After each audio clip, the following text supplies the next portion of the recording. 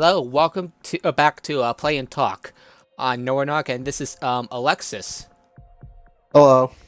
Hey, there's quite a bit to talk about, and we got some things that we would love to really love to talk about, like the new Disney Plus thing with the Mandalorian, Baby Yoda for the Yeah. win. Well, that I would say though that for me, what's really been on my mind the past few days is definitely two movies I decided to go and watch. One of them was definitely "Won't You Be My Neighbor," the documentary I know that was released last year, Oh, as well as also finally seeing First Blood for the first time for me. So, for me, I have to say though that from watching those, and especially with the new Mr. Rogers movie that came out as well though, so I decided to catch the documentary since it's on my HBO account. And man, even though I barely even knew the man, though, I never really watched his show when I was younger. So for me, I was kind of just going in on a neutral basis. And now I fully understood why so many people were like completely teared over and just like basically crying their eyes out at this documentary. It was actually just very yeah. powerful to watch. It's kind of funny that that Tom Hanks actually related to Mr. Rogers. His distant cousin. Yeah, I was like, wow, what are the chances of that happening? Yeah, yeah, The All-Father this is going to be fun. yeah. So that's why from there, and especially when there was this scene that happened in the where they were where Mr. Rogers as well as also some other representatives of PBS were trying to prevent funding being cut since Nixon was wanting to get more money for the war effort in Vietnam.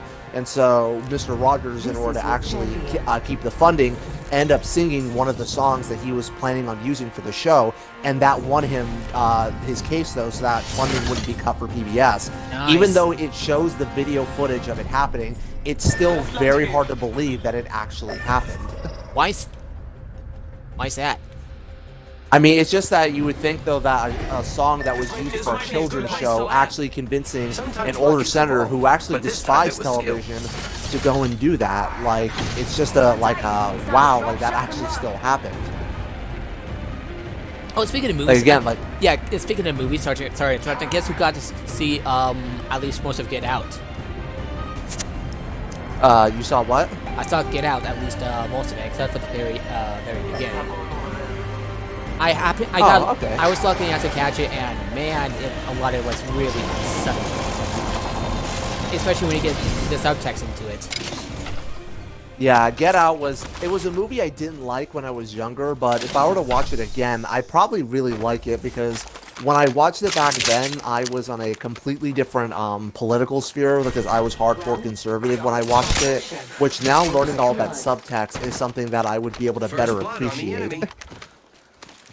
Yeah. And when the twist came in, it's like, oh shit. Yeah, so for me, I've definitely been on a more watching movie as of late. And the other one that I want to definitely talk about in this stream was First Blood when I finally decided to watch it. Considering though that even though Last Blood came out a while ago and is already on like digital or something, so for it, because I had seen though, I know that James Rolfe had always been a massive fan of the original for that, and a lot of other YouTubers I always watch also thought so. So I'm like, yeah, I'll go check it out, and apparently I was able to buy it on Xbox for like $5 because some deal was going on. Look at you. For that. So I decided to watch it, and man, I just have not been able to stop thinking of that movie. It's been like days ago when I watched it for that, mainly just because, ironically, this was something that I was starting to think of though as I was watching this though, and especially hearing more about it, which is that ironically it sounds exactly like what Joker was wanting to do, except it actually did it good in this one. Yeah. For instance, John Rambo, he actually is someone who, when he comes back from the war, and so many people are just acting with disgust with him. Like the sheriff even says though, when he just is giving him a ride as a sort of bad faith kind of showing, where he's like, we don't want guys like you around here. And even the woman who's one of the Okay, I'm stumbling on my words. Who was actually one of Ooh, that's his clever. comrades, I think his wife, and where like even he was showing like utter disgust at him being there, and it's because of the fact that he was a Vietnam veteran, and even the officer saying like you don't want to go, you probably don't want to be wearing that jacket or something to that effect. Because of just how many things I was doing, though. And through that, though, he even goes on to his final speech, though, with Troutman, which you should definitely... It's already great on its own if you watch it on YouTube, but if you go and decide to... Even if you watch it on your phone, you definitely should. It's, like, utterly amazing, though, and it's easily... possibly Sylvester Stallone's best performance in his career. Yeah, at the very least, one of the best. Yeah, I definitely. I actually watched the movie like a while ago. I honestly really haven't thought about it now because Like, how the hell did that actually- movie get $1 billion at the box office? I mean, it's just that, for that, it's just honestly, even still, when watching it, though, because it actually manages to, even though it does ultimately criticize society for their treatment of veterans like Rambo, it still presents it as very much a morally great subject, while still remaining on Rambo's side for the whole thing, which is a really great feat, though, as a lot of films tend to really struggle in this regard. And even seeing for his actual breakdown and even his moralizing on it, unlike Joker's, though, with that terrible scene where he was in, though, is something that actually was effective with it. Terrible scene. I don't care about spoilers, just tell me what the scene is. Essentially, the scene is when Joker ends up going up on the Murray Franklin talk show, which is a show that he was always fantasizing about going to. What happened was that while there, he initially tells a bad knock-knock joke about someone dying, and the woman next to him, and I'm not exaggerating on this, she actually goes and say, "You can't say that. That's offensive. People could be offended by that." No, Connor, I'm not kidding. She actually said that. Oh God. Like, They're not now kidding Jenny about that. Nicholson, when I saw her video where she also admitted disliking it, said when she had that, she was having, like, this brief hallucination where Todd Phillips was, like, nudging her on the shoulder and it's like, huh? Get it? So it's like, oh God, that's just bad already. But then goes in this whole moralizing about how people like Franklin end up deciding as to who to moralize and who not to. And essentially the entire message of this being that, again, like society Why turned him can't into anybody Joker. appreciate me? I'm special. Yeah, That it wasn't for that, when it's like, but society didn't do anything to you. I mean, looking at this, there were some people who were shitty to you, but that's not really society being bad to you. Whereas conversely, because again, that's why it was constantly recurring to me when I was watching First Blood, was that unlike those, society actually was antagonizing Rambo. He was being criticized by the police officers in the town that he was in, and even when in the final speech, though, where that's where he's even saying about how he despised how they treat him, and I come back to the world, and I see all those maggots at the airport protesting me, spitting, calling me baby killer and all kinds of wild crap. Saying for things like that, and it very clearly has taken a toll on his mental state.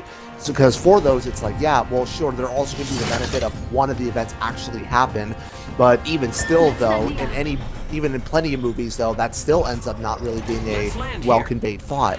So the fact that he was even willing, that it was able to do it that effectively, it's like, yeah, it actually makes sense. But in Joker's case, society didn't do anything to them. He had a shitty boss. Okay, his shitty mother. The social health care services Yeah. didn't really give a shit about him, but really, it's not really seeming like it was something that was even him It's like, to me, specifically. it's like,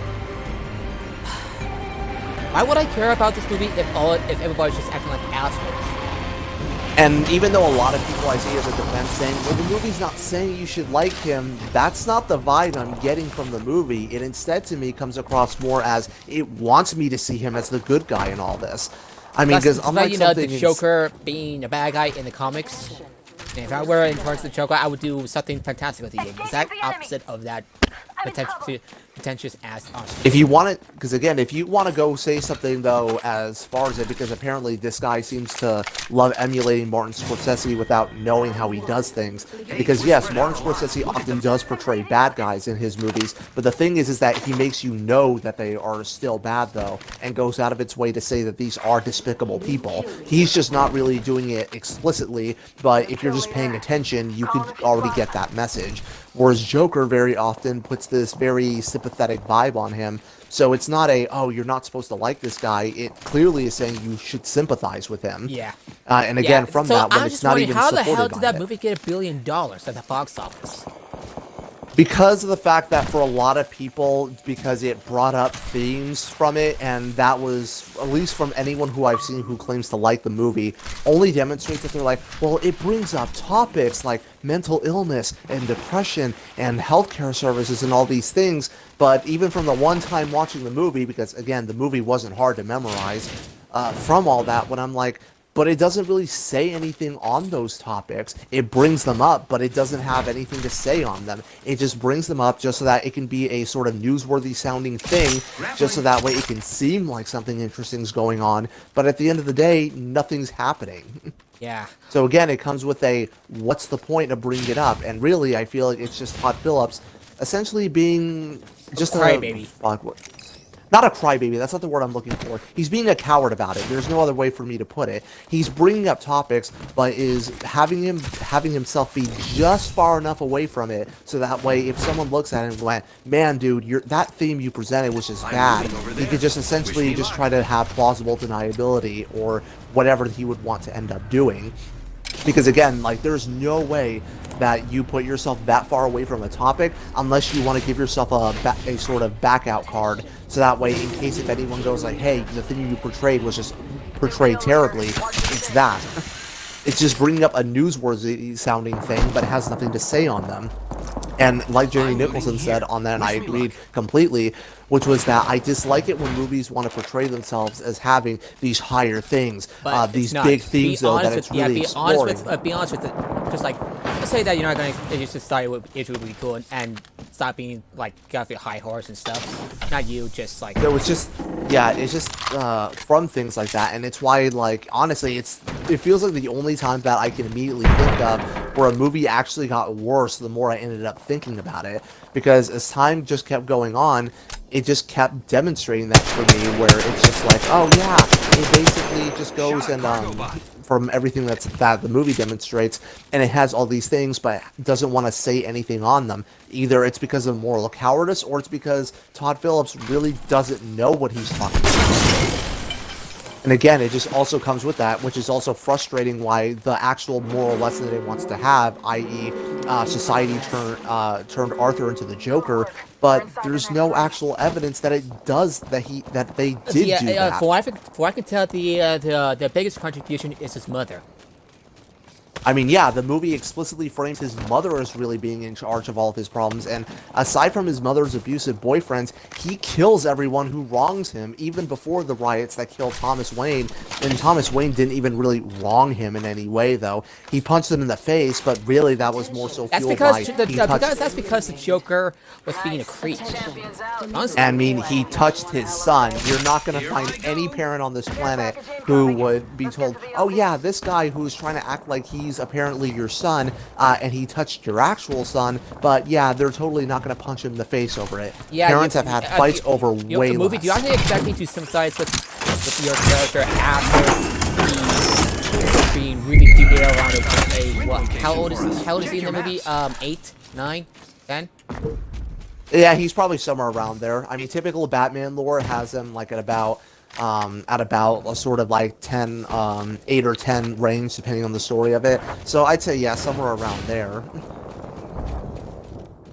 And why the... And yeah, it just comes with that, where a lot of the people who are portrayed as harassing him, though, it feels like it just feels super contrived for me, though, on that whole thing. Where it just feels like... Let me guess, is it like, hey, everybody, let's pick on this guy because he's a clown. Clowns deserve to be something like that. I mean, either that, or they're just being mean for really or just he's because laughing he's laughing for no reason. I'm not acting like cruelty always has like some hyperlogical reason to it, but even still, when Arthur really does nothing to really invoke it, again, it just comes as a very lazy way of being cynical. And it's why I really like always find myself just... Oh god, in the case of later South Park episodes, yeah, basically like that. More or less. I mean, it's just a very frustrating thing to really hear. That's why I always find myself going when a lot of these people talk about how great that this movie is. I mean, it's just that I can see why they like it, but it just feels like the reasons are very shallow. Just mainly that it brings up themes. What's the point of bringing up themes if you don't really have answers? I actually yeah, I actually believe that so far my fan fiction, one of my stories actually have something to say besides like has something to say. Hey, I always think of something that Just Right was talking about for this when he was actually I remembered his video I saw a while back and even just recently to rewatch it. Yeah, Just Right, where he was talking about lessons that writers could learn from Batman Begins, and very much shows us to how exactly it portrays its themes and answers them, showing exactly as to how each of the four main characters demonstrates fear to some capacity between Batman, Ra's al Ghul, Falcone, as well as the Scarecrow, and shows us how to have those themes, whereas Batman v Superman, with its even though it clearly has a theme about power, but doesn't really say anything, and he concluded that while Batman v Superman may be asking bigger philosophical questions, Batman Begins has answers. And how did Batman Begin answer? Mainly just as for the different versions of fear that we see, though. Mainly that using fear to hurt innocence is obviously wrong. Using fear to harm criminals just for harming them is also very wrong, as well as also portraying them, even if it's for more altruistic purposes, like helping the world, still not wrong. You're still wrong. You're still not wrong. I just have to point that out. Body shield here. So, yeah. Level 2. Oh, sure, thanks. So yeah, that's why for things like that, it's always a frustration with it, because if you're going to bring up a theme, make sure you have answers for it, though, and that's why I always say that's what, I mean, something of The Last Jedi, even though, where its actual main theme of failure is something that it actually has answers to. It's something that you learn from and be better at it. It's like... Failure is... People may say that's basic, but I prefer a basic explanation, and even still, basic does not equally mean bad. In fact, very often, the times that making themes a more complex answer frequently just makes it sound worse. So I'd rather take that than a story that brings up something, but ultimately doesn't want to go and really have an answer to it. Yeah, what I plan for one of my stories is like, hey, extreme ideologies like the alt-right is dangerous and harms people. And also of other things in that movie, like, and I think, and Jenny Nicholson brought that up as well, which is how the movie really seems to not really understand what Arthur wants really of anything. Like in one scene where he's in this hallucination of a date he was in but actually wasn't, where this fake girlfriend that he was having looked at a picture where it was in his clown outfit and makeup, and she's like, that guy's a hero, and it's just, and he ends up smiling at it as if it's something that pleases him, like, oh wow, someone sees me in high regard. But then in the actual ending of the movie just goes, oh, I'm not political, I don't stand for anything, which again feels like... So what is the point?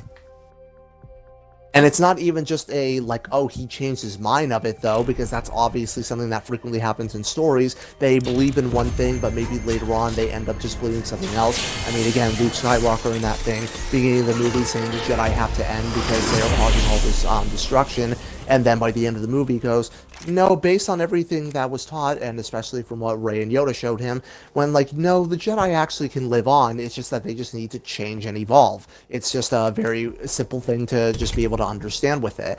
But for this movie, again, it just has him switch to this, but doesn't really understand him. And yeah, she said the same thing, as no doubt many of those people would say, oh, well, he's crazy, his actions aren't supposed to make sense. Yeah. Okay, if you want to go with this unreliable narrator thing, that'd be pretty awesome. You gotta make it clear. You gotta make it clear. I mean, unreliable narrators can actually make a movie really interesting and engaging to watch, as you also try to go, well, what events happened and what events didn't? But it has to actually let you know, or at least give you a good enough idea as to what actually happened. Otherwise, the unreliable narrator more or less ends up falling apart. Yeah. Oh, speaking of Star Wars, have you been watching The Mandalorian on Disney Plus? I have. I've already caught up with all 3 episodes. Yeah, I've already watched 2 and 3 multiple times by now. And man, this show, I will admit, was way better than I was expecting. Yeah, I was still pretty good on it, hoping that it was going to be good, though, and just deliver on things. But it has certainly been really great for it, and it feels like the first time in a while or an actual helmet or a faceless character. I mean, he has a helmet on to cover that, where he really manages to work. His small body language really feels more evocative than many other actors' actual faces at points. That's impressive.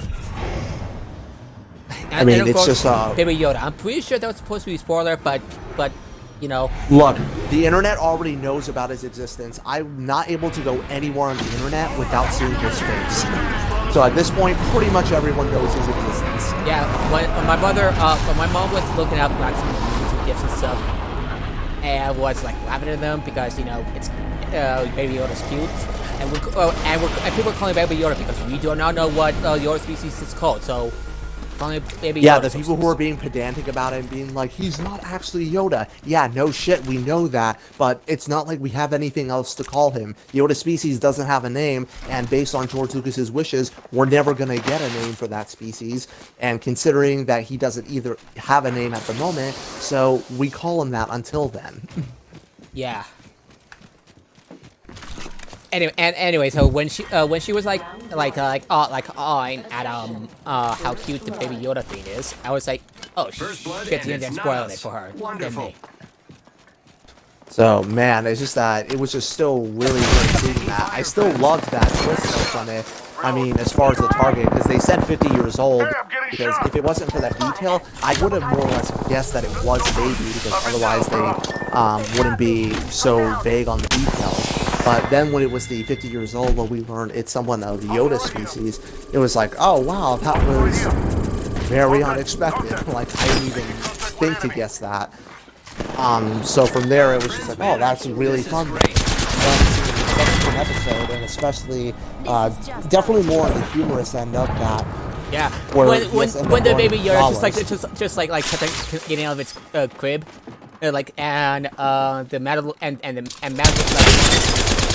puts it back, puts the baby back.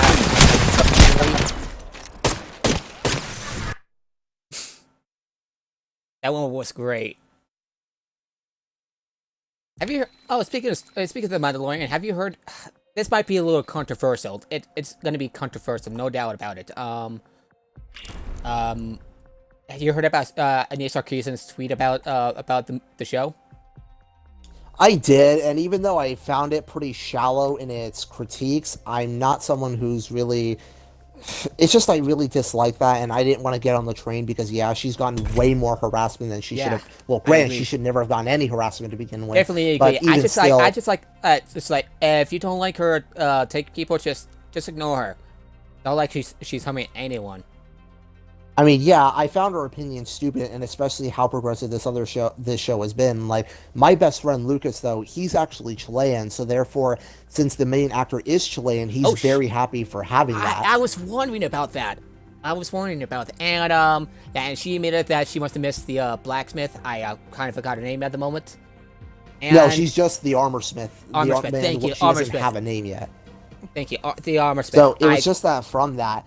Yeah, that's what I found, though, is her going on that, when the show has actually been going on pretty great strides, though, and even more so, it's been actually having female directors even having this, and especially with Deborah Chow directing episode 3. Yeah, and she's going to be directing, going to be the headrunner for Obi-Wan. The Obi-Wan series. So there's that, and we're already getting Cara Dune, though, and no doubt, and also Ming-Na Wen's, I think that the actress's name was, the woman who voiced Mulan, basically, where she's also going to appear in the show later as well. So the season's not going to be devoid of them. It's just not having them be present within the first 3 episodes. We still have another 5 to go. Yeah. So more than half the season we are not. Good God, we are not advocating for harassment. Unlike no, say, trust me, that's why I didn't say anything of that, Keep Peter Coffin has implied. Holy shit! Like Peter Coffin has made such a bad fucking take, which is pretty typical for him.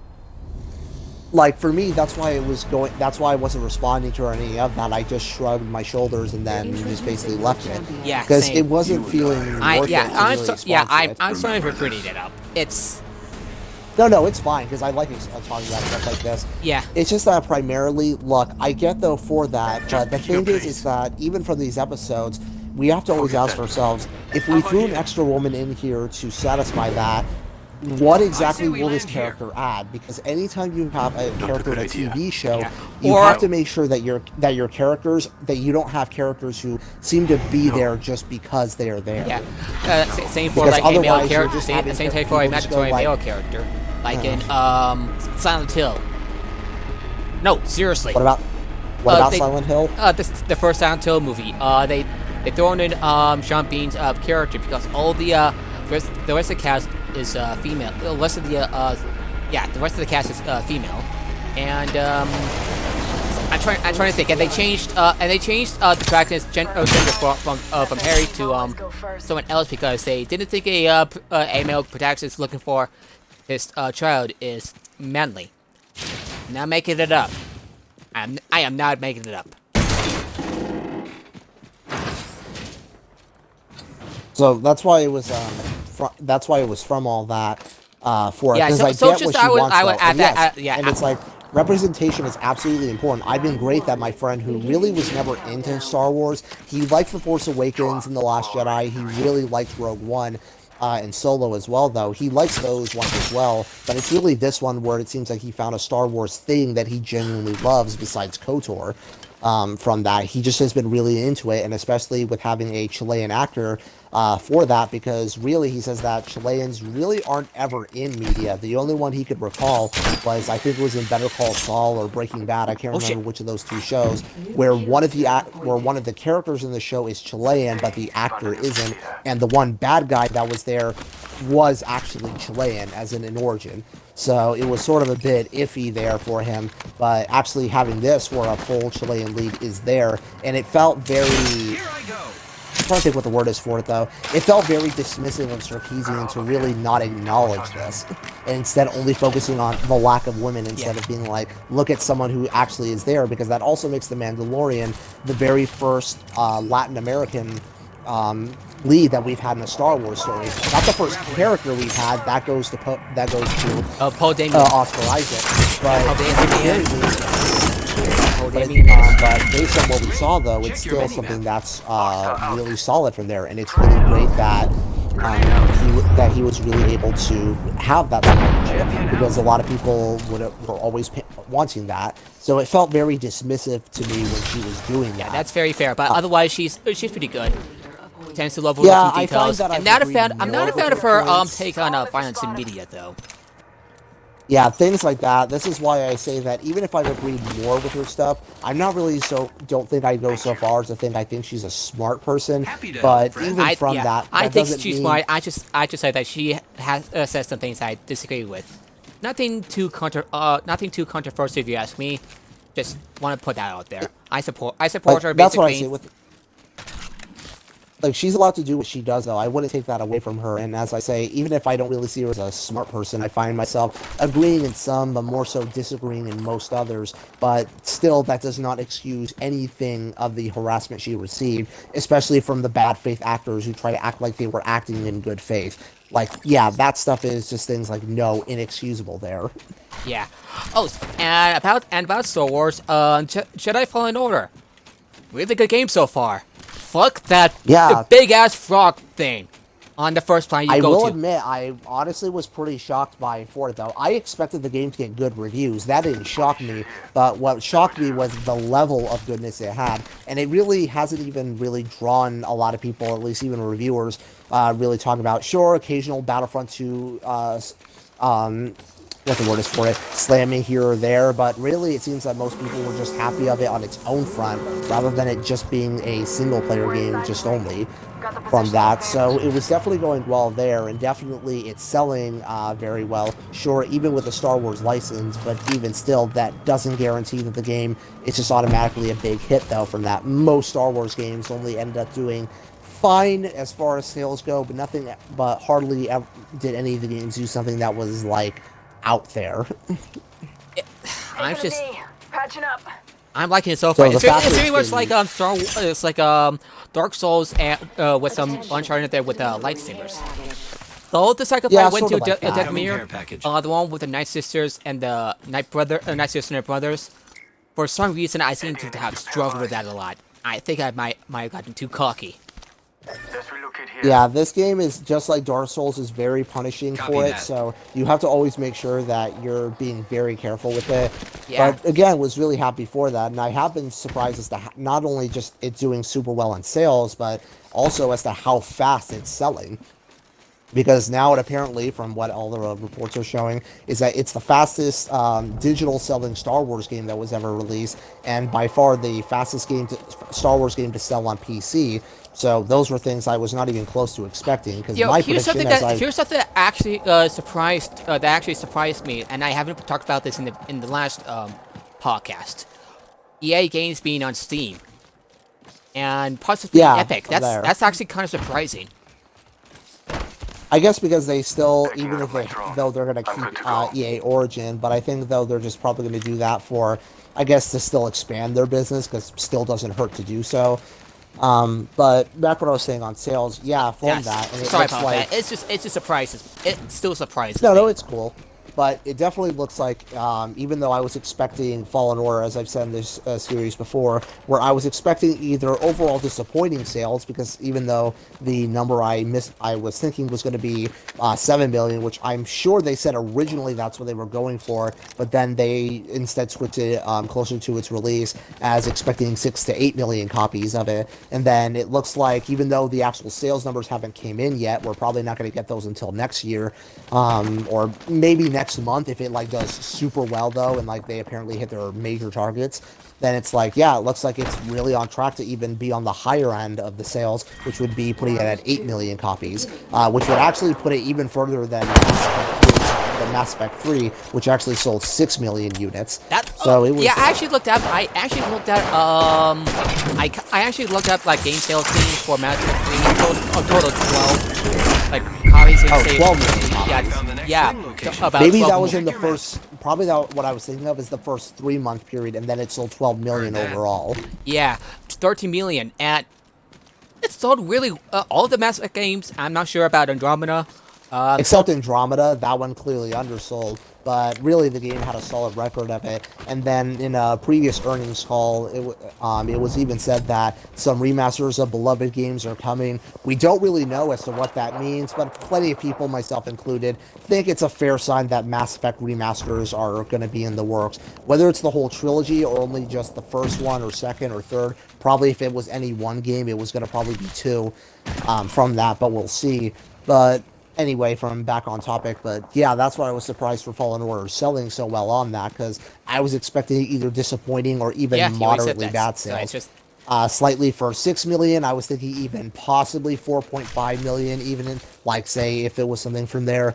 But for me, I always found that the thing that was always the wild card for me as far as reception-wise was going to be how the story of it was, because Star Wars games have consistently been more praised for their gameplay in any given game rather than the stories that they represented. So seeing as how it's been given like this wide applause in the campaign department, especially it being by even seeing lots of people even consider it their most favorites, was definitely most unexpected.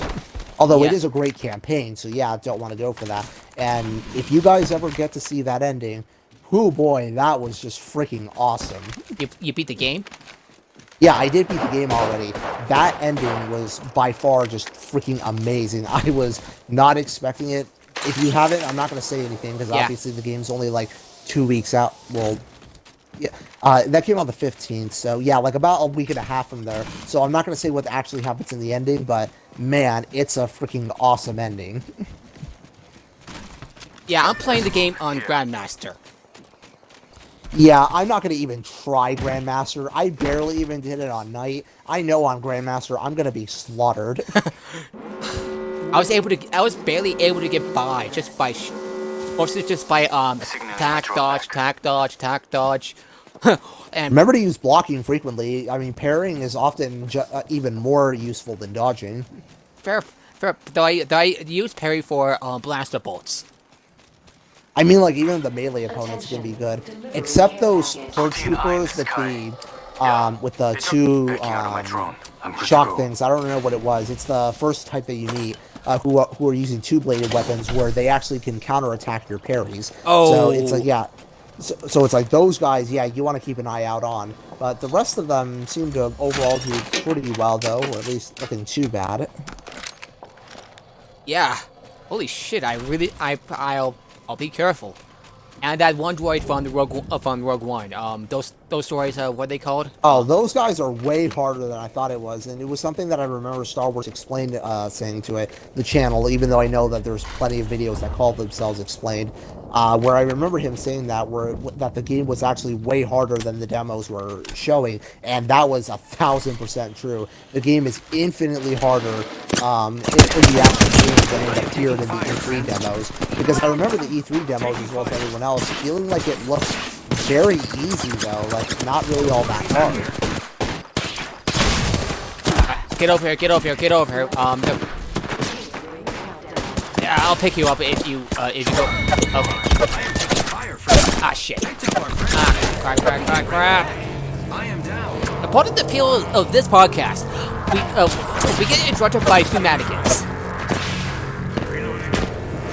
You know what I mean? Oh, are you out? I'm sorry, repeat that? Yeah. But yeah, part of the appeal of what I hope is the appeal of this show. Our discussions get interrupted by random shenanigans. I'm just saying. Wow, that was intense. Anyway, you were saying that it was harder than the demos presented. Yeah, because the demos presented, as me and a lot of other people when we were watching it, felt like the game was being too easy though, because the player in general wasn't really looking like he was struggling much, so made me feel iffy as to how difficult it was actually going to be. But no, the game actually ended up being really hard though, especially from other things that Star Wars Explained also was saying in the videos, which was that the developer was actually really talented in the gameplay of it. He also did have boosted upgrades though from there, so there was that to consider among some other things. So hence why I could now see as to how that was there. I feel like Respawn's not really strong at its marketing of it, but it seems like they do everything else pretty well. Marketing? I haven't really thought much about its marketing. Yeah, I said that the marketing wasn't really all that big, so for me it feels like Jedi Fallen Order is selling well, more so because of word of mouth than its actual marketing campaign. Like with Apex Legends. Basically. They think that approach went well for Apex Legends, so they think it would do well for Jedi Fallen Order, which so far is working quite well. As on a bit of a side note, I remember that Bioware is in pre-development for the next Mass Effect game, which is neat. Time to win and stay alive. You there? Just want to make sure. Yeah, I'm still here. Yeah, I'm still here. Okay, what is the? Let me look up. I remember there was something else. Let me look up on like various news sites. Game Informer.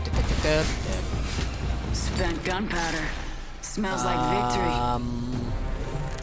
Oh, that's right. We forgot to. Although that Blizzard has received some controversy and for the most part well deserved. We should talk about some of their upcoming games. Like I know it's sort of news week, and I felt like we kind of had to discuss it. Like Overwatch 2, they call it that, and Diablo 4. As far as it, I say that Blizzard is allowed to make the games they want to, but it's kind of like as a lot of other people thought with it, which is that I'm not really sure what Blizzard stands to gain from making an Overwatch 2 from all of this. I mean, it's just that for me, it just seems like aside from the campaign, it's not really offering anything that would be worth it. It looks neat though. It looks neat, not denying that. Just that if it's really worth shelling out another $60 I just for. wonder if I had to pay money, if I'm actually into Overwatch, do I have to pay money to get? Yeah, you have to pay another fee though. I think it would be the $60 retail price for that. So it just feels like not really for having that as far as how successful it is. I'm sure Blizzard's people have done the work and they're very convinced that it'll happen. So I'd say, yeah, we'll go and see there. Diablo 4, I don't really have feelings for because I never played Diablo, so I could never really have an opinion on it one way or another. Yeah, I played the Diablo games. Good for them. And again, we should keep the controversy in mind and what's been going on in Hong Kong. Attention. Of all the gaming controversies I have actually seen, that feels like the one time where I'm like, actually, you guys aren't wrong for once. Yeah, and Jeff Kaplan actually said that the player who was banned from the tournament should either have his sentence be further reduced or lifted.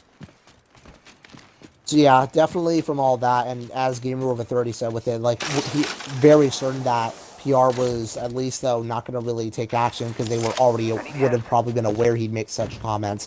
Because really, at least from what I understand, people in working spaces tend to already know as to what everyone thinks on any given topic, especially when it involves the companies that they're directly working for.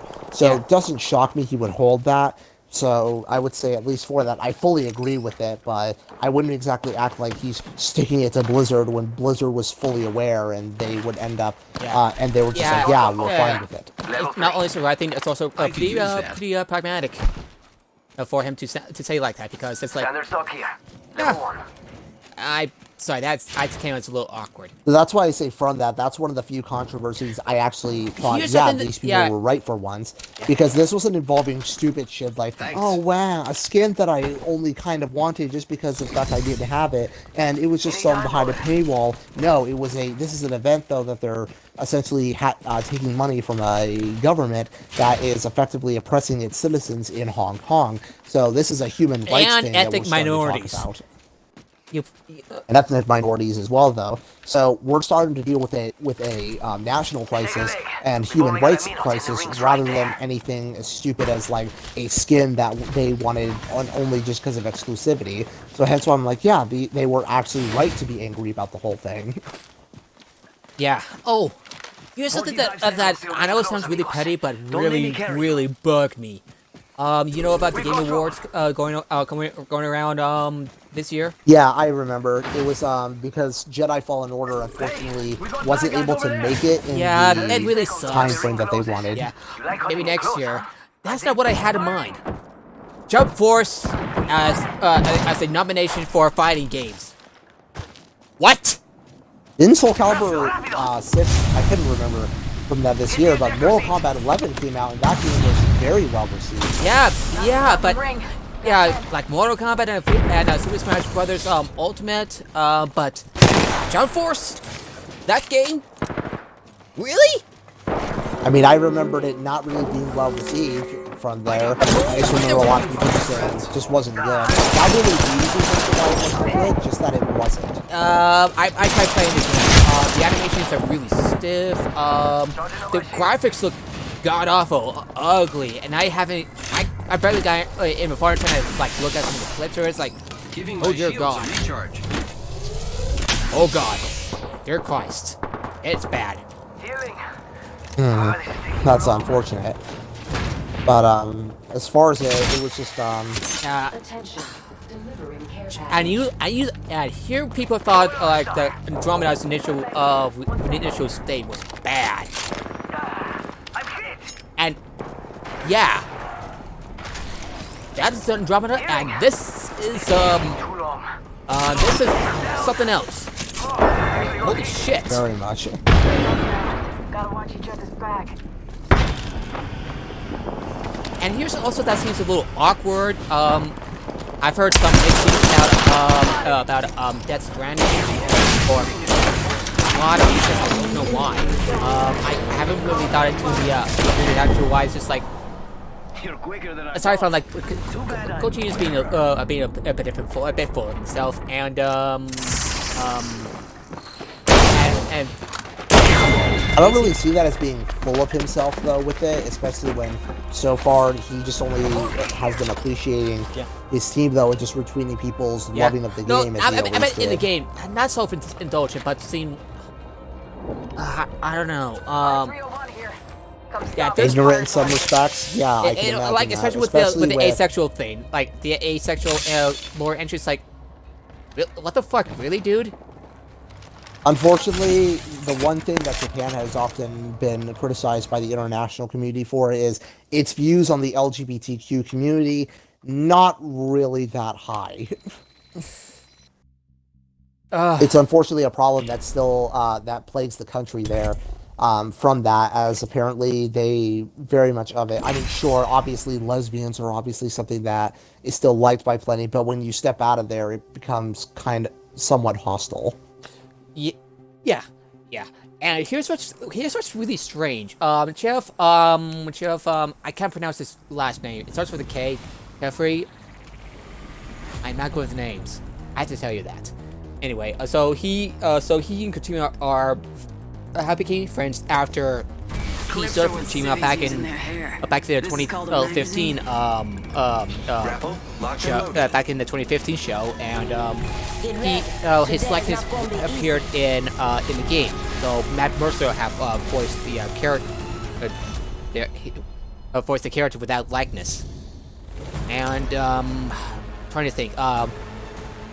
Death Stranding was nominated in 9 categories. It doesn't, and I do believe that when Jeff said that that he's not responsible for what gets nominated and not, 40 other people were nominated with, and it just seems really weird and a little awkward to see that a game like Death Stranding gets nominated. Like, the cause any conflict of interest is like, I haven't watched anything on Death Stranding, so I really have no opinion on it in any any kind of way. But as far as it, at least though, from vaguely what I can see people saying of it, it just seems like more of it was engaging for them, especially the whole trying to rebuild a fractured society, because obviously Kojima was never exactly subtle with his opinions of the world happening around him. And so for a lot of people, it ended up sticking with that. And so I say I can see why it did, though, with that. And obviously, like in the case of the asexual thing, why a lot of people... he has some shortcomings. And I thought like... But with Kojima, I always... If there's one thing that ever confused me about the man is, what is his sexuality? Like, from that, he has, like... Whether it's men or women, he always has them in fetish gear, though, for it. So he gives me kind of bisexual vibes, and also, even among the men, there is don't forget that. Or could be that, but I don't really know if Kojima would really ever use pansexual as one of his. But definitely from there, and how there was a lot, and I mean a lot, of gay energy in any of the Metal Gear games, vibes. Especially 3. Ah, crap. You're down? Give me a second, let me... How did this happen? I have no idea. Where the fuck are you robot fuck? Oh. I grabbed guns as soon as I could, but turns out I just couldn't kill him fast enough. This is our chance to recover our friend. Shit, dude. Well, I think that guy might embarrass himself because he said a stupid thing This is our in the chance stream. to recover our friend. Well, have fun. If by some chance, have fun. So, it's just things like that, though, from the whole thing. That's why he always confused me in that regard. From there. So, it's like, when it comes to things like that, I can't understand why Death Stranding ultimately connected with so many people on that front. As far as when I it's actually really divisive. Like, it's actually kind of divided in the reviews. Some didn't like it, others did. It seems like from general reviews I find is that it's generally positive, but with the occasional sprinkling of someone who didn't like it, though. That's why I always say you have to always, and I know IGN was one of the sites that didn't like it, or didn't like it as much, or didn't dislike it as much. That's why I always say that it's a hard thing occasionally to do, where we can frequently think that just because we have seen bad reviews here or there, that it must mean then that that it must have been overall mixedly received, when really the reality of the matter is it was usually positively reviewed, but it's just that frequent negative ones came in as well. Trust me, I know, I can fall into that trap easily too. Yeah. From that. So, again, it's why I can always understand with things like that, especially people feeling like the game was really slow in getting picked up with that. As far as the fun factor, which I know a lot of that has been a level of critique there, in general, I kind of feel like at some point games have to be merited more on if it's engaging rather than if it's fun. Like, my personal favorite game I was wondering if if Death Stranding was engaging, if they're going by that. Like, for example, on that, I mean, my most favorite game from this year actually would have to go to Sea of Solitude, just because its story was just utterly fantastic to me, though. And even though the gameplay wasn't fun, it was engaging with me. So hence why I was more than happy I think to go Sea of through Solitude with it. was on one of the categories, indie category, I believe. Which I think it absolutely deserves. That game was just utterly amazing. Oh, and the way it tackles depression is not something we really see in games mental much at all. And other forms of mental illness, I think. Yeah, I'm not sure if to say mental illness though, but I could see an interpretation there. Yeah. I interpret it mainly as just being depression, as well as also just a lot of self-loathing as well, though. Like people who are, that I can definitely see. So from there, I could see someone making the claim of mental illness, because that could easily inform those traits. But at least for me, that's more of just those specific ones. Yeah. From it. So hence why it was like, that's why I often think about, though, for things like that, where I feel like games should be merited on that, because I feel like other mediums have already been able to be engaging without being fun, really. Like, for example, Searching, it's a great movie, but I wouldn't say it's a fun one. It's just one that I'm very engaged I kind of with. missed Searching. Searching. Oh, it's like Unfriended, but better, basically, but yeah. I mean, it's like, yeah, it's a great movie, though, but I wouldn't say it's a fun one. Or another one that I think of, even though I haven't watched it yet, was how Dan Olsen often talked about the movie called A Monster Calls, where it's about a child who, I think like his mom died, and in order to be able to process that, he withdraws himself into fantasy, and says it's a great movie, but he says this is not the sort of movie he could just recommend you watch on any given mood. He says, like, you're going to be, like, emotionally destroyed by the time the movie's over. Like Requiem for a Dream? Yeah, sort of, like, especially like that movie. That's a great movie, but I don't think I ever want to watch it again, because that was too much. Unless you have unless you have like a strong, unless you can like strong stomach. Yeah, it was not wise for me to watch that, because, well, specifically the time that was there, because when I watched it, it was around 10 a.m. I had recently woken up and I got myself some chocolate milk.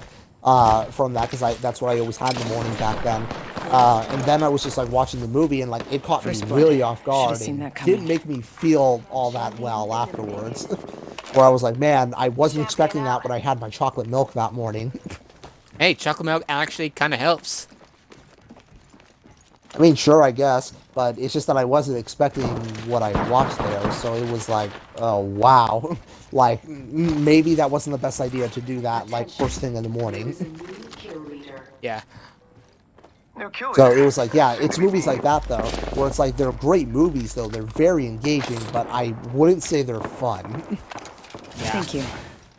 So, I would say for Death Stranding, again, I've never played it. I don't own a PS4. I haven't seen anything on it, mainly because my brother I has a personally PS4. wasn't interested in. Since I wasn't interested in it.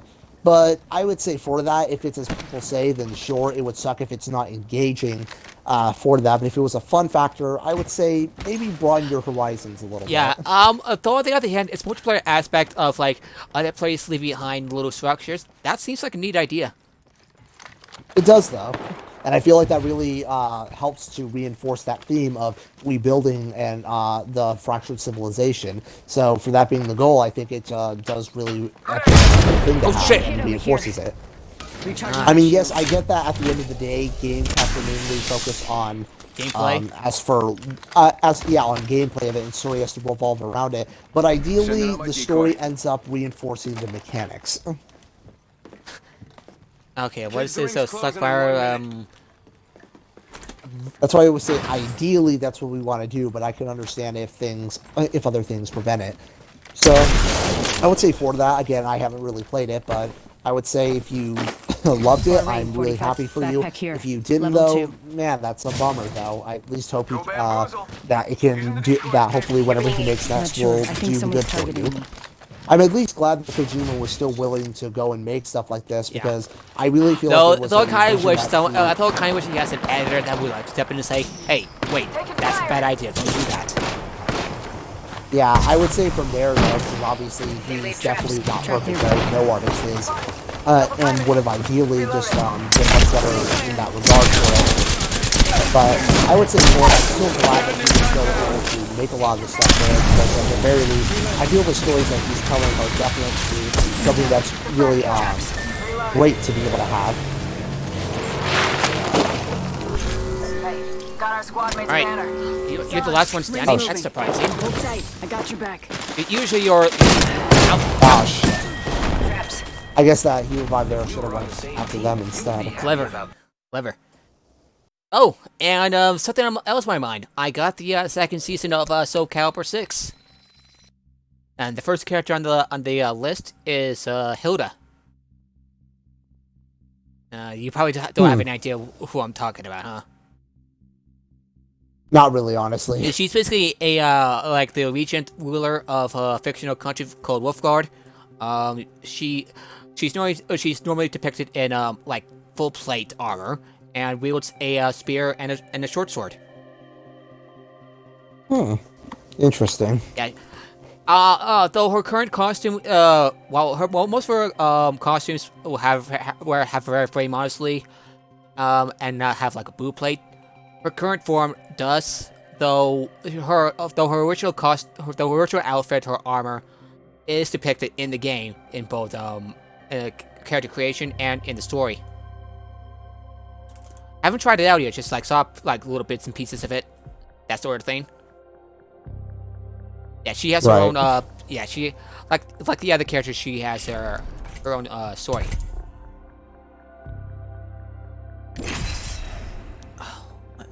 What is... Here's also that actually kind of pleasantly surprised me. The Kingdom Hearts games are finally coming to the Xbox. And better yet, on Game Pass. When? So far, Game Pass has definitely been really great. I was really happy that it allowed me to play the Outer Worlds, because when it was having that burst of marketing to show that the game was coming out, I was like, oh my god, that's right, that was coming out, but I didn't have the money to go buy it yet. Oh my god, same. For that. I'm not afraid. But then it was like, oh no, it's on Game Pass, you can play it for free. I'm like, oh, thank god. And man, that game was definitely amazing. Really hated that bug that prevented you from being able to complete the game, which was super annoying. Oh, that's obscene for you. No matter what kind of game they have, odds are it's gonna glitch out on you. Open season. But even still, it has been great to be able to experience that. The only thing around it, and it's not really a fault of the game itself, which has always been the assholes who have been talking about Fallout because of that. Okay, I mean, sure, it was naturally going to end up having some of those because elements. when developers worked on the Outer Worlds, and of course, and even although developers have their own opinions on it, they kept their distance because they're fucking professionals and grown-ups. Especially me. It's just mainly when I was just listening to the people who were just like, This was oh my just a god, lovely time. Thank you for this. Especially I still remember that stupid Clean Place video titled Bethesda should be scared of the open world. Why should they? They're just going to make another Fallout game a few years from now, and then people are going to say how it's awesome, and then we're going to go through the same cycle all over again. So nothing will really change. Same shit, different day. Grifters be grifting, like Brett doing in the old rights. Again, saying that they should be concerned, it's like, well, should they be? They already have a whole collection of games. People aren't going to stop playing Fallout just because of one game that a lot of people didn't like. For us. Check your maps. Using grapple. Yeah. And besides, surprising amount. Fallout 76. Yeah, speaking of Fallout 76, it has a subscription model called Fallout First, and been playing from time to time, and I've been seeing quite a surprising number of people wearing the Ranger outfit, the NCR Ranger. And also, it's just a thing like that when we are talking about people like this in mind, which is that a lot of people really end up being disconnected from that huge internet scandal thing, because if its player numbers are of any indication, lots of people really like this game. Sure, if its initial sales weren't too good, looking at the grand scheme of it, just looking at the grand scheme of the whole thing, it ended up clicking a lot of people. It's still very, it's still played by a lot of people. From all that, so I would say from it, it's probably more so to a lot of people like it. Oh god, get back. Oh god. Well, I'm dead. I can't do anything about it. Reloading. Ah, damn it. Yeah. Yeah, I actually kind So- of like Fallout 76. It's just I haven't done much because there really isn't much to do for me. Really isn't much for me to do. It's because I gotta wait for the next expansion. And like, So I would say, shit, I'm just repeating myself. yeah, So I just think though that it just overall, even though I haven't played 76 as of late though, yeah. I still So, consider though it to be overall fair, pretty good game from the it. Fallout first subscription has gotten a little glitchy at first. Though I've heard that Bethesda, I think, have either got around to fixing it really quickly, or they are fixing it as we speak. I mean, I just don't, as long as people are being happy with it, and especially as you said, like that many people already being on the first service. Yeah, or which at is least, overall fine enough with me. or at least tried it out before subscribing I quickly. just only found it really stupid by the amount of YouTubers who are throwing fucking hissy fits over it. Mainly just because it's like, you don't have to buy this though. There is no obligation whatsoever for you to have this. Yeah. And people trying to throw hissy fits over it. Yeah, for the most part, I might be there for the Atomic Shop discounts, Ready to the go. Ranger outfit, which like, looks kind of awesome. Sleeves are a little poofy, but might be a little nitpick here. And the number of atom points per month, atoms per month, about 1650 a month. I mean, it's just that when people complain about stuff like that, when it always just comes across to me as highly stupid, because when something is optional, something you don't need to have, and yes, gamers really need to get rid of this whole idea that they need whatever is there. No, you want it. Big difference from all that, especially when the things in question they don't mind. I can promise you, if I went through any of the RPGs that they played, where every cosmetic was just there in the game for them to just play at launch for whatever purpose that they personally desired, and I can promise you any new outfits they found, maybe they wore it once or twice and then they just switched to whatever was either the best armor or just the coolest looking one, and ultimately left most of the other outfits to basically collect digital dust. Yeah. Oh, speaking of Fallout, some of the new stuff have came out for Fallout 4 Subscription Club, including the stuff from Fallout 3, both Streets, and So I'll have to definitely go hop back into the game that's there. But December for Yeah. me is already going to be pretty big as a month, because we're going to be having 2 Battlefront 2 updates, which when we get on a stream, we'll definitely be sure to do that. Yeah. Where we're going to have the first update on the first week of December. It was moved from, actually it was supposed to come out tomorrow, but they moved it to next week because they wanted to essentially have December be a big Star Wars month because Episode 7. And then 2 weeks after that, probably like shortly after the movie comes out, we're getting the official Rise of Skywalker content, which apparently is involving new reinforcements, so probably Sith Troopers, as well as also... I take it Sith Troopers would be enforcers. Yeah, reinforcements. They're probably going to be enforcers because that's what they made the Clone Commando and the Droideka on. So I bet on that as well. And we just end up seeing what it is they have in store for it. So really excited for that. Yeah, really, I'm curious to see how things will unfold with the Rise of Skywalker, because J.J. Abrams said that he's taking some notes from Ryan Johnson on the approach. Speaking of Ryan Johnson, I've heard that Knights is really good. Yeah, so far I've been hearing nothing but amazing things for Knives Out, which didn't shock me. Based on the trailer alone, I already knew this was going to be the movie a lot of people were going to love, especially from what I'm told is the twist ending that happened with it. So really plan on putting some time for that. I may end up going and seeing it tomorrow, like probably with the either early afternoon or late morning. That way I can just go and catch a showing. There are plenty of movies I have to catch up. That Charlie's Angels. Yeah, I've heard also Charlie's Frozen Angels 2. didn't do very well.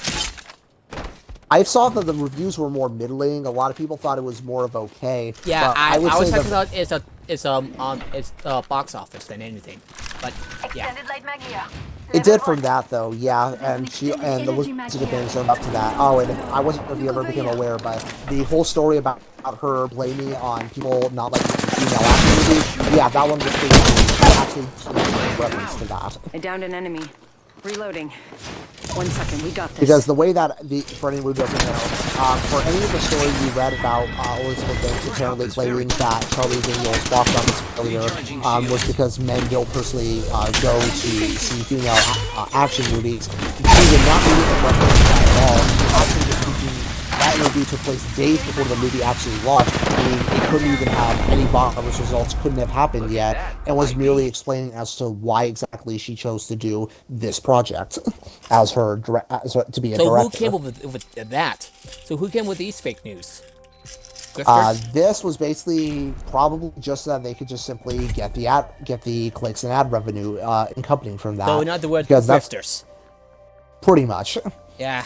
Have I mentioned And it? unfortunately, Yeah, I've mentioned and like it- all these things, Yeah, I've mentioned even it- the retractions of them don't get the attention with it, which is always a huge shame for that, though, where the retractions pretty much never get the attention that would ever caught the story on fire to begin with. Here's that attention you ordered, fellas.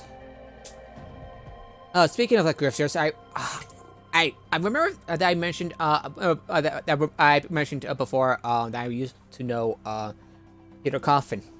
Which, fun fact, he got his first shot at fame when he was on this show, where he demonstrated himself kicking himself in the balls. No, I'm not making it up. It's online.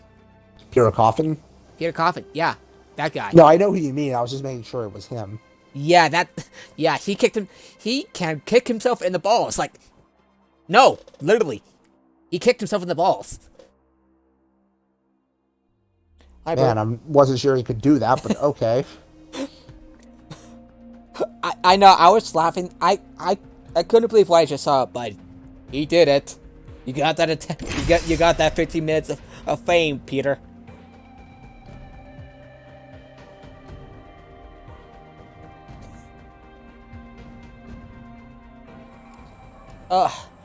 Oh yeah. Have you heard what's been going on with YouTube? That things are really weird. I with know this- what you mean. I just don't remember the name for it. the copper bill, which seems kind of vague, and like it seems like it could place more of a button on Yeah, now I remember COPPA. It was the legislation that's being enacted by the FTC, so that way, I at least know that it's supposed to be... to ensure kids' privacy, but a lot of it seems really vague and could place a lot of the creators in jeopardy. This is the problem with a lot of FTC regulations, especially in the internet space, because the people who are in charge of the FTC, they don't really understand the internet, so they just put it in very broad language.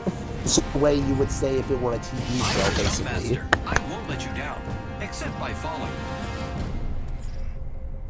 And again, that's why from it, where at least I like the goal of it, because especially with things involving content creators basically using their kids to essentially make money, so hence why I can see why the legislation was being thrown in there in the first place, especially that heartbreaking story that I remember Phil DeFranco breaking, where apparently a woman ended up having her kids beaten and starved, though, and only ended up feeding and treating them well, only if they made money for the channel that she was running. Jesus Christ! Really? That's what caused it?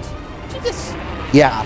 I kept up with DeFranco's story on it as he was reporting, and apparently the woman died in the hospital due to, I think it was a brain hemorrhage. I know it was like something that apparently killed her in her brain, and so from all that, so it was like, and it was before she was going to be sentenced as well. From that, where it was like, yeah, it was a very heartbreaking story. The kids were pulled out of even their schools just so that way, because this mom wanted to well, mom is probably not even the word I'd use. She was a sicko from all that, where she was basically forcing them to make content just so she could make money from it. Yeah, it was just really disgusting. That's what caused. Great, already inside the ring. Oh God. I wouldn't say that caused COPPA, but I'm sure It contributed that cases greatly. like that.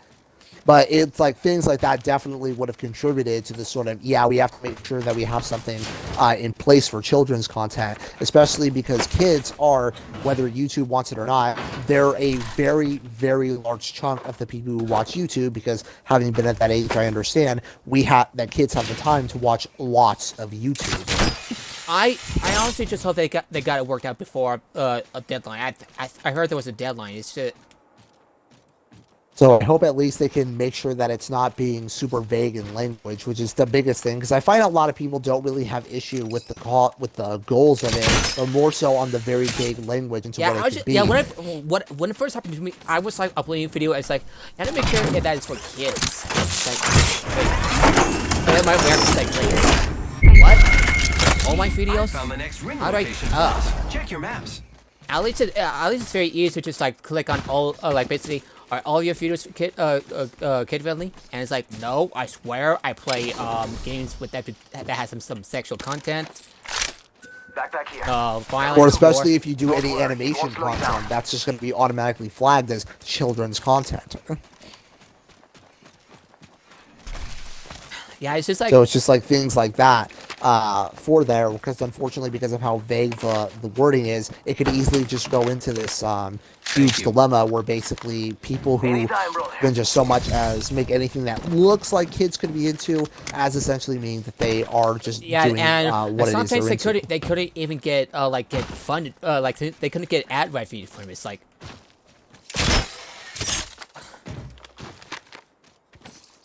we're relying on Patreon or something. So yeah, it's just ultimately Is it just me, a or is it bad like situation. is it like somebody's first time running things at YouTube?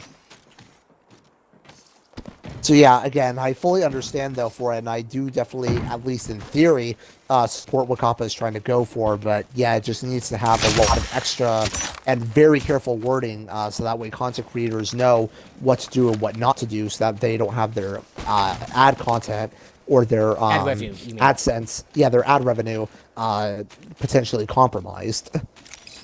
Yeah, I'm not too worried about my ad revenue because look at me, I don't get much in the way of traffic and stuff. And Go faster. holy crap, Attention. There is a new kill leader. I don't know what to say. Is especially after what he told me about Okay. one of the about this mother who forced her kids to drop out of school. If you want, like later after the stream, I'll go and send you a link to the videos in question so that you can see what it was I was talking about.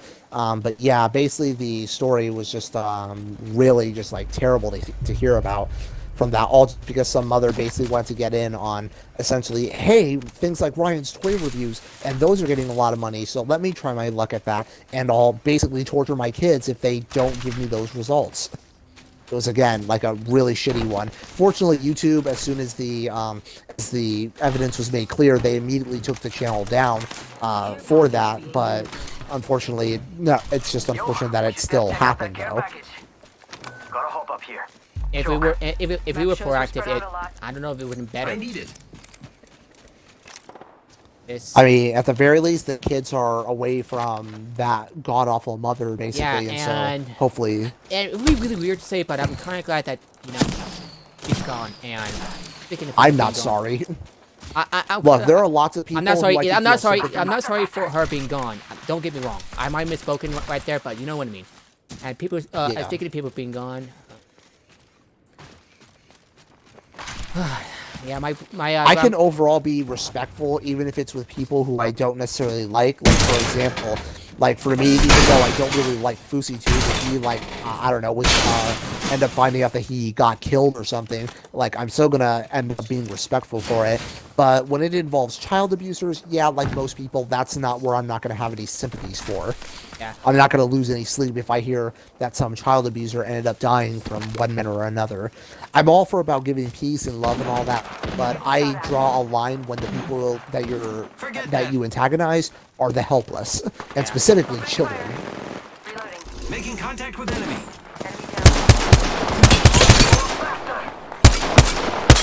Reloading. where are you?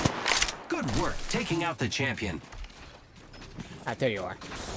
Yeah. My grandmother has passed away from a very painful, Don't worry, I'm here. a potent form of cancer, pancreatic cancer, stage 4. I remember you told me about it. Yeah. Yeah, she died last not about a week ago, Sunday or Monday, I think, around 3 or 4 p.m. It's what my dad is. Oh my god, thank god that she did not look over here, but I was killed because I ran out of ammo. Fire, friends. Look at you. Repairing. I forgot we need to say goodbye. Honestly, that's what might scare me about my grandfather, because he's about 80 years old, and honestly, he looks like he's on, that he could be on death's doorstep any day now, and that honestly really scares me.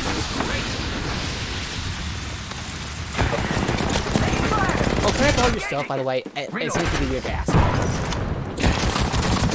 What? I gotta borrow go your ahead. stuff. Take what you need. Yeah, sorry. It's... Oh, shit! Recharging shields. Fire, friends. At least I got one down. That's not too bad. So I kind of missed my Mandalorian. It's on my stepmother's side. She was planning to go see her in Washington State, but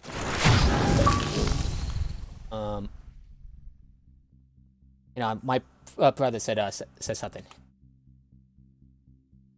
Sent me a message. Yeah.